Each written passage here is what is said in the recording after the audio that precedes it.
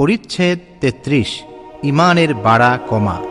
আল্লাহ রাব্বুল আলামিন ইরশাদ করেন, ওয়াজিদনাহুম হুদা, আমি তাদের হিদায়াত বাড়িয়ে দিয়েছিলাম। সূরা কাহফ আয়াত ১৩। আল্লাহ রাব্বুল আলামিন আরও ইরশাদ করেন, ওয়াজদাদাল্লাযীনা আমানু ঈমানা, যাতে মুমিনদের ঈমান আরও বেড়ে যায়। সূরা মুদ্দাসসির আয়াত ৩১। তিনি আরও ইরশাদ করেন, আল ইয়াউমা আকমালতু লাকুম দীনাকুম, অর্থাৎ আজ আমি তোমাদের জন্য তোমাদের দ্বীন পূর্ণাঙ্গ করে দিলাম। সূরা মাইদা আয়াত ৩। ইমাম বুখারী রাহমাতুল্লাহি আলাইহি আরও উল্লেখ করেন, পূর্ণ জিনিস থেকে কিছু বাদ দেওয়া হলে তা অসম্পূর্ণ হয়। হাদিস ৪২।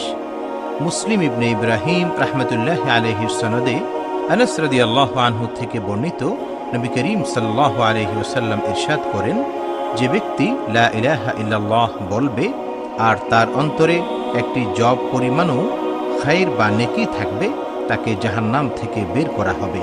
এবং যে ব্যক্তি লা ইলাহা ইল্লাল্লাহ বলবে আর তার অন্তরে একটি গম পরিমাণও খায়র বা নেকি থাকবে, তাকে জাহান্নাম থেকে বের করা হবে।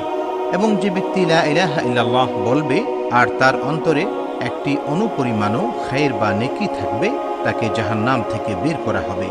ইমাম আবু আবদুল্লাহ বুখারী রাহমাতুল্লাহি আলাইহি আবান রাহমাতুল্লাহি আলাইহির সনদ সূত্রে আনাস রাদিয়াল্লাহু আনহু থেকে, আর তিনি রাসূলুল্লাহ সাল্লাল্লাহু আলাইহি ওয়াসাল্লাম থেকে খায়র এর স্থলে ঈমান শব্দটি রিওয়ায়াত করেছেন।